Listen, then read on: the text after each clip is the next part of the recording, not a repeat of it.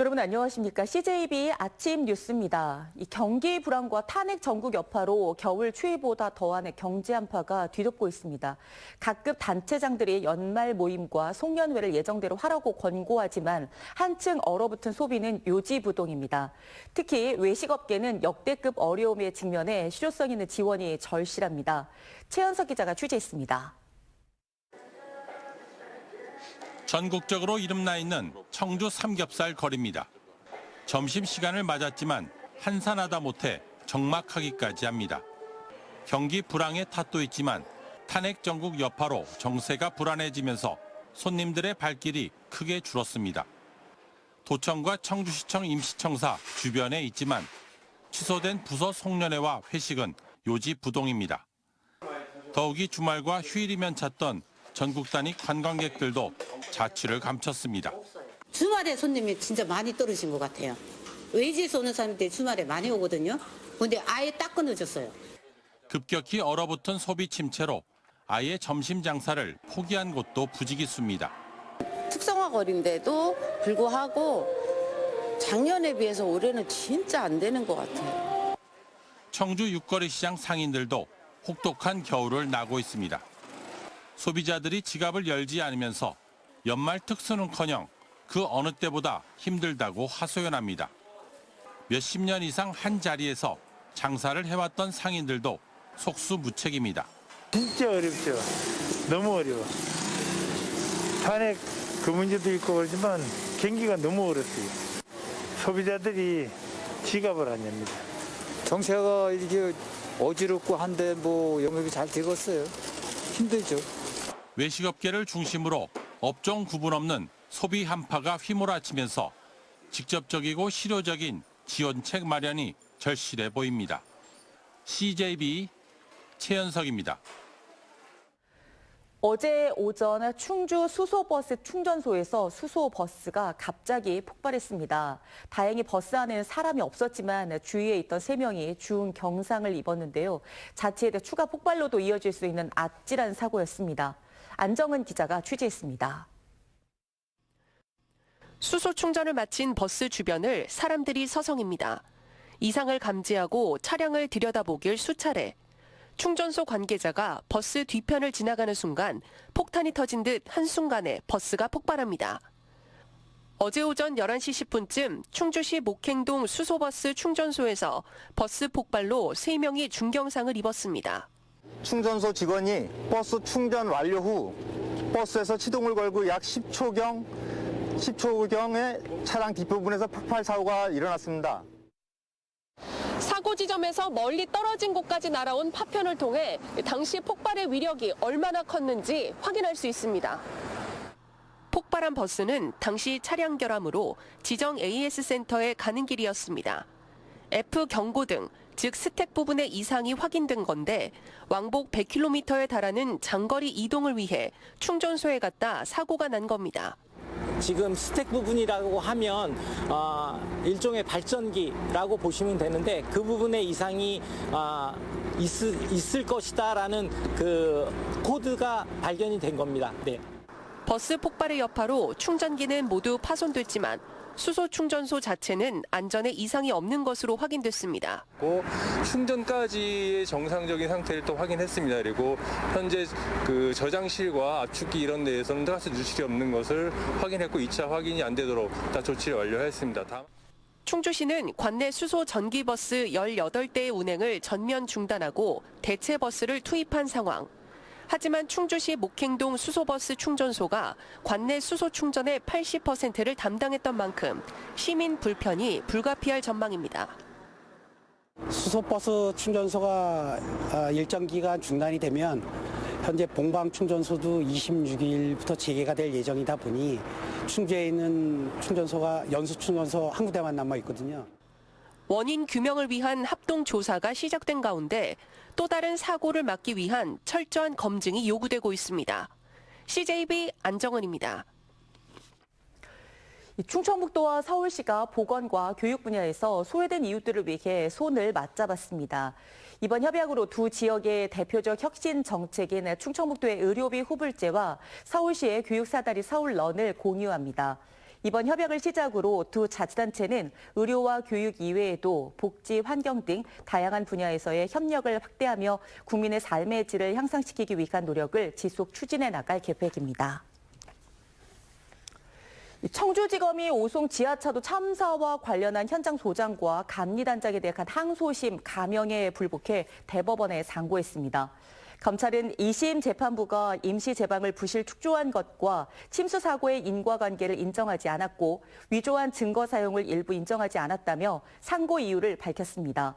앞서 청주지법 항소심 재판부는 1심에서 각각 징역 7년 6개월과 6년을 선고한 원심을 깨고 현장 소장과 감리단장에게 징역 6년과 4년을 선고했습니다. 청주시가 지방세를 3천만 원 이상 체납한 체납자 12명에 대해 법무부에 출국 금지 조치를 요청했습니다. 이들이 체납한 세금은 모두 10억 원에 이릅니다. 법무부가 승인하면 이들은 내년 1월부터 6개월간 해외 출국이 금지됩니다. 청주시는 고의적으로 납세 의무를 회피하는 체납자에 대해 출국 금지 조치를 확대할 계획입니다. 나도 언젠가 노벨 문학상을 수상한 한강 작가처럼 되고 싶다. 이런 꿈을 가진 140여 명의 학생 작가가 모인 특별한 출판 기념회가 열렸습니다. 김세희 기자가 다녀왔습니다. 초등학생부터 고등학생까지 학생들이 한자리에 모였습니다. 부모님들 눈에는 아직 철부지 같지만 오늘만큼은 모두 어엿한 작가입니다. 도내 140여 명의 학생들이 자신만의 이야기가 담긴 책을 펴내 출판 기념회를 연 것입니다. 소설을 비롯해 시, 수필, 그림책까지 다양한 장르로 출간된 아이들의 책에는 지난 1년 동안의 고민한 흔적들이 고스란히 담겼습니다. 주제 선정부터 자료조사, 표지 디자인 등 모든 작업을 학생들이 직접 기획하고 결정했기 때문입니다. 일상생활에서 겪은 일들 그리고 따로 활동을 하면서 느낀 소감들 그런 거를 모아가지고요. 하나의 주제로 만들어냈습니다. 긴 글을 쓰고 다듬는 과정은 쉽지 않았지만 나만의 책이 나왔다는 뿌듯함은 이루 말할 수 없습니다. 완전 뿌듯해요. 뭔가 좀 작가라는 꿈에 한 발짝 더 다가간 것 같고 앞으로도 많이 내보고 싶다 이런 생각이 들어요. 충북교육청의 독서교육정책 일환으로 시작된 학생작가 프로젝트.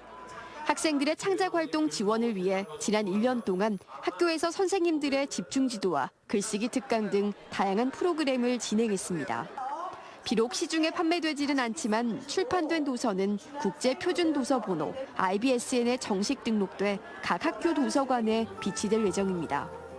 작가로서의 성취감과 자존감을 키우고 디지털 시대에 지성과 감성이 충만한 문화를 창조하는 주체적 인재로 성장하기 위한 방안으로 마련했습니다. 충북교육청은 앞으로도 아이들이 더 많은 책을 읽고 글을 쓸 수 있도록 다양한 프로그램을 마련할 계획입니다. CJB 김세희입니다. 면허증 유효 기간이 도래한 운전자는 적성검사와 갱신을 해야 합니다. 기간이 12월 31일까지라 연말로 갈수록 갱신 희망자가 늘면서 대기가 길어지는 일이 반복되고 있는데요. 대기 없이 온라인으로 신청하는 방법도 있습니다. 지원아 정창현 기자가 보도합니다. 운전면허 시험장 민원실이 대기자들로 꽉 들어찼습니다. 운전면허증의 적성검사와 갱신 마감일자인 12월 31일이 다가올수록 혼잡은 더 가중됩니다. 적성검사와 갱신을 제때 하지 않으면 과태료가 부과되기 때문입니다. 한국도로교통공단에 따르면 최근 5년간 적성검사와 면허 갱신 인원은 11월과 12월에 크게 몰렸습니다. 시간대별로 오후 2시에서 4시까지 대기 시간이 더 길었습니다. 연말이 다가올수록 면허시험장은 항상 붐비기 마련입니다. 한국도로교통공단은 대기가 필요 없는 온라인 수검 서비스를 이용할 것을 당부하고 있습니다. 하지만 온라인 수검이 있는지조차 모르는 경우가 많습니다. 미리 진작에 온라인으로 할 수 있는 걸 알았더라면 직접 여기 와서 안 기다려도 됐을 텐데 다음번에 갱신할 때는 온라인으로 이용해서 시간을 절약하도록. 온라인 수검이 가능한 대상자는 도로교통공단의 안전운전 통합민원에 접속해 신청이 가능합니다. 면허증을 받을 때는 면허시험장이나 경찰서를 찾아야 하지만 방문일이 내년으로 넘어가도 과태료는 부과되지 않습니다. 과태료는 갱신 기간에 신청한 날짜의 기준에 맞춰서 나오기 때문에 올해 정상적으로 온라인으로 신청을 하셨다면 과태료 부과되는 일은 없습니다. 올해 수검 대상자는 지난해보다 1.4배 많은 400만 명으로 연말이 다가올수록 혼잡도는 더해질 것으로 보입니다. G1 뉴스 정창영입니다. 음성군이 폭설 피해 응급 복구에 투입할 예비비 14억 원을 긴급 편성했습니다. 음성군에는 지난달 27일부터 이틀간 기습적인 폭설이 내리면서 227억 원 규모의 피해가 발생했습니다. 정부는 최근 음성군을 특별재난지역으로 지정했습니다. 이범석 청주시장이 소상공인과 자영업자를 위한 특별대책 추진을 다시 한번 강조했습니다. 이 시장은 주간 업무보고 자리에서 불안정한 국내외 정세 속에서 가장 어렵고 힘든 분들이 소상공인과 자영업자라며 지속적인 현장 모니터링을 통해 지원 확대 방안을 강구해달라고 주문했습니다. 또 부서별 송년회도 예정대로 진행하라고 거듭 당부했습니다. 음성군이 내년부터 지역 화폐인 음성 행복페이 월 구매 한도를 30만 원에서 50만 원으로 올립니다. 설날과 추석이 있는 1월과 10월 가정의 달인 5월에는 월 구매 한도가 70만 원으로 늘어나고 결제액의 10%를 인센티브로 지급합니다. 또한 100억 원 규모의 소상공인 지원 자금을 마련해 이자를 지원하고 매달 전통시장 장보기날을 운영할 방침입니다. 충청북도 단재교육상 시상식이 어제 충북교육청에서 열렸습니다. 사도 부문은 이철우 영동고 교장이, 학술 부문에는 병광섭 청주시 문화산업진흥재단 대표이사가, 공로 부문은 한석호 제비마을 부흥 권역 추진위원회 위원장이 수상했습니다. 단재교육상은 단재 신채호 선생의 높은 뜻을 기리고 충북 교육 발전에 이바지한 인사들에게 주는 상으로 올해 41번째를 맞았습니다. 고려 신용정보 주식회사가 어제 취약계층을 위해 써달라며 2,500만 원 상당의 물품을 청주시 영운동 행정복지센터에 기탁했습니다.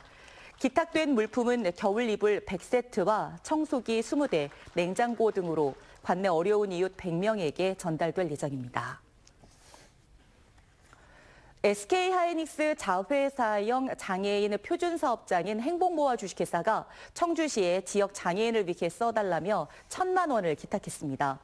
이번에 기탁된 성금은 동절기 장애인 복지시설의 난방비와 청주시 장애인 가족지원센터 발달 장애인 지원사업비로 사용될 예정입니다. CJB 아침 종합 뉴스를 마칩니다. 고맙습니다.